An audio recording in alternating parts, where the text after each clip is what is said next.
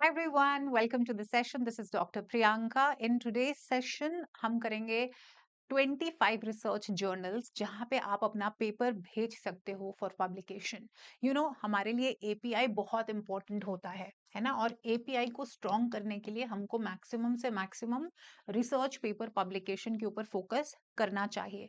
लेकिन स्टूडेंट्स को ये समझ में नहीं आती कि अपना रिसर्च पेपर कहाँ पे भेजें पब्लिकेशन। फिर आप नए होते हो तो बहुत सारे जो रिसर्च जर्नल्स हैं वो न्यू स्टूडेंट्स को या न्यू रिसर्चर्स को इतना इंपॉर्टेंस नहीं देते हैं। अब जो प्रोफेसर्स हैं उनको इम्पोर्टेंस देते हैं।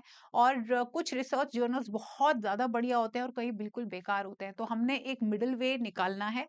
मैं आपको ऐसे रिसर्च जर्नल्स बताऊंगी, 25 रिसर्च जर्नल्स कौन सी एजेंसी से छपते हैं, कितने महीने में कितनी बारी छपते हैं, annually bye annually.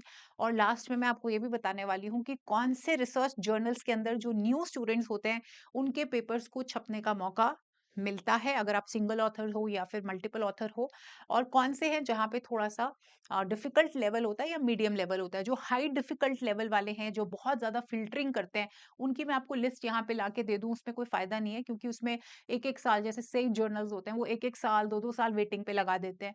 So that's not going to solve your purpose. हम एक मिडिल वे में आपको ऐसे रिसर्च जर्नल्स बताऊंगी जो बहुत अच्छी एजेंसी से छपते हैं, यूजीसी केयर लिस्टेड हैं, पीयर रिव्यूड हैं, एंड वेरी वेरी इंपॉर्टेंटली कौन सी एजेंसीज में कितनी बारी वो छपते हैं, मंथली और बाय एनुअली और वट एवर। Let's study. तो सबसे पहले है इंडियन एजुकेशनल रिव्यू। और ये रिसर्च जर्नल सभी सोशल साइंसेस के जो स्टूडेंट्स हैं उनके लिए वैलिड है, ठीक है। जिसके अंदर एजुकेशन, ज्योग्राफी, सोशियोलॉजी वगैरह ये सब आता है, पब्लिक एडमिनिस्ट्रेशन, पॉलिटिकल साइंस, ये सब। तो पहला रिसर्च जर्नल है इंडियन एजुकेशनल रिव्यू। एनसीईआरटी इसको पब्लिश करता है बाय एनुअली। बाय एनुअली का मतलब होता है साल में 2 बार। फिर है journal of Indian education. NCERT he publish करता है हर 4 महीने में, एवरी 4 मंथ्स, ठीक है। ये every 6 months. Voices of teachers and teacher educators, NCERT बाय एनुअल, यानी ट्वाइस इन अ ईयर, साल में 2 बार। स्कूल साइंसेस, एनसीईआरटी बाय एनुअली, यानी साल में 2 बार, 6 महीने के बाद। हायर एजुकेशन फॉर फ्यूचर बाय एनुअल, साल में 2 बार। Kerala state higher education council का है और सेज जर्नल से कनेक्टेड है। और यहाँ पे जो सिलेक्शन का जो रेट होता है यंगस्टर्स का, वो थोड़ा सा कम होता है अनटिल एंड अनलेस आपने किसी सीनियर प्रोफेसर के साथ पेपर लिखा है। Then is journal of education for sustainable development. ये भी साल में 2 बार ही छपता है, सेज पब्लिकेशन का है। उसके बाद जो ये contemporary education dialogue, Sage publication, they are considered as one of the finest research journals. And as I said, अगर आपका पेपर सिलेक्ट भी हो जाता है as a research scholar, they will give you कि इसको एडिट करो, चेंज करो, इसमें साल 1.5 साल आराम से सिलेक्शन में लग जाता है, ठीक है। तो यहाँ पे आप तब ट्राई करें जब आप बहुत ज्यादा फोकस्ड हैं या आपके साथ आपके प्रोफेसर हैं। Then the next is Journal of Education for Sustainable Development, ठीक है, says publication biannually. Then we have Educational Quest, Society for Education publish करती है साल में 3 बार, 3 times in a year.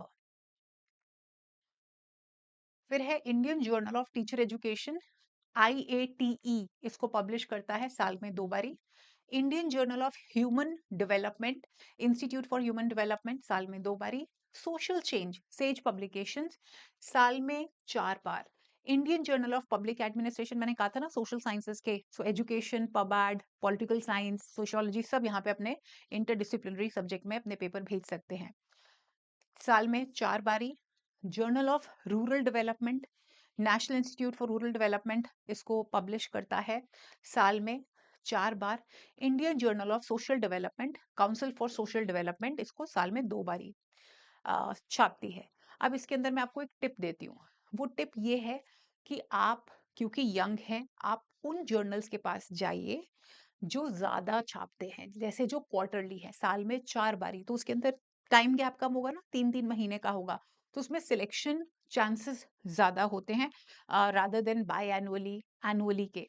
तो कोशिश करिए कि आप जो क्वार्टरली वाले हैं उनमें आप पब्लिश करिए। या फिर ऐसा भी होता है, कभी कभी कॉन्फ्रेंसेस होती हैं, ठीक है, सेमिनार्स होते हैं, जो मैं कल भी एक सेशन लेके आऊंगी, जो भी लेटेस्ट सेमिनार्स वेबिनार्स होते हैं मैं बताती हूँ, जहाँ पे आप पेपर प्रेजेंट करते हो।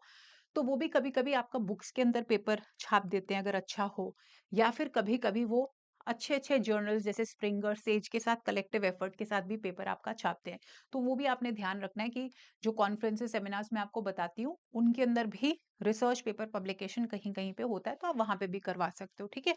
लेकिन आपको मिनिमम ये पता होना चाहिए कि पीयर रिव्यूड, और जो ये मैं आपको लिस्ट दिखा रही हूँ, ये बेस्ट है, ठीक है? लेकिन आपको मैंने फिर बोला है कि ये वर्ल्ड की बेस्ट नहीं है। ये जो student level, research scholar level के ऊपर मैं आपको बता रही हूँ। ऑब्वियसली इनके अंदर प्रोफेसर्स भी छपवाते हैं, लेकिन रिसर्च स्कॉलर लेवल के ऊपर ये अच्छे हैं, ठीक है? अब मैं आपको कुछ ऐसे जर्नल्स बताती हूँ जो आपके पेपर पब्लिश में मदद तो करते हैं पेपर पब्लिश करने में, कुछ फीस भी चार्ज करते हैं, और उसमें सिलेक्शन रेट क्या होता है, ठीक है? तो एक है एजुकेशनल रिसर्च एंड रिव्यूज, ये अराउंड 2000 से 5000 डिपेंड करता है कितना ये आपको चार्ज करते हैं। इसको ये ना बोलते हैं प्रोसेसिंग एंड पब्लिकेशन फी। तो ऐसा नहीं है कि वो करप्शन कर रहे हैं, नहीं, वो इसको जो है फी बोलते हैं कि एडिटोरियल बोर्ड जो है वो बैठता है, आपका पेपर देखता है, उसमें उनके रिसोर्सेज लगते हैं, फिर पेपर छपता है, अगर इलेक्ट्रॉनिक है तो उसमें डोमेन नेम हो गया, एटसेट्रा एटसेट्रा। तो ये हैं जो अच्छे हैं, मीडियम एक्सेप्टेंस मतलब अच्छे आपका चांसेस होते हैं सिलेक्शन के, पेपर सिलेक्शन के, ठीक है? पेपर सिलेक्शन के मीडियम चांसेस होते हैं इसमें। जर्नल फॉर एजुकेशनल रिसर्च, ये 3000 रुपया लेते हैं, इसको प्रोसेसिंग फी बोलते हैं बच्चे, ठीक है? ये कोई आपको लगे कि भाई पैसे दे के पेपर छापना, मीडियम सिलेक्शन होते हैं, हो जाता है जनरली, बताऊं अगर अच्छा पेपर हो। Research journal for social sciences, medium. International journal for educational Asia 4000 के आसपास होता है। Asian journal of educational studies, ये बहुत अच्छा है, 2000 से लेके 5000 लेते हैं, और मीडियम एक्सेप्टेंस होती है। अब मैं आपको बताती हूँ कि हाई एक्सेप्टेंस, कि रिसर्च जर्नल भी ठीक ठाक हो, आपका पेपर काउंट भी हो जाए, पीयर रिव्यूड भी हो, और ज्यादा चांसेस सिलेक्शन के। तो ये है international journal of novel trends and innovation. इसमें लिटरेचर से लेके एजुकेशन, सोशियोलॉजी, ज्योग्राफी सब अपने पेपर दे सकते हैं। अराउंड 1000 फी लेते हैं, बहुत चांसेस होते हैं सिलेक्शन के। Journal of emerging trends and novel research एक है, 1000 रुपए के लिए लेते हैं around, processing fee, high selection होते हैं, रेट आपका। Journal of advance and future research, बहुत हाई सिलेक्शन है। International journal of versatile research analysis, high selection. तो ये आपके लिए इजी है, ठीक है? और एक होता है डिफिकल्ट, वो मैं आपको दिखाई नहीं रही हूँ, ठीक है? वो जब आप सीनियर बन जाओगे, प्रोफेसर है, वो जो मैं आपको टफ वाले हैं, जो बहुत ज्यादा एलीट हम उनको काउंट करते हैं, जहाँ पे डिफिकल्ट रेट होता है, जहाँ पे लो रेट ऑफ सिलेक्शन होता है, वो मैं आपको बता ही नहीं रही हूँ, ठीक है? तो आपको देखो, आपने मेरे से 10 मांगे थे, मैंने आपको 25 बता दिए हैं, और ये भी बता दिया है कि किस में ज्यादा सिलेक्शन होने के चांस है, किस में मीडियम है, पैसे कितने लगेंगे, और मैंने आपको जो क्वार्टरली, एनुअली, वो सारा भी बता दिया। आई होप ये सेशन आपके लिए यूजफुल रहा। Do let me know in the comment box अगर आपको ऐसे और भी सेशन चाहिए, सो बताइए, and do also let me know if you have any more doubt. Take care of yourself, see you in the next session, bye bye.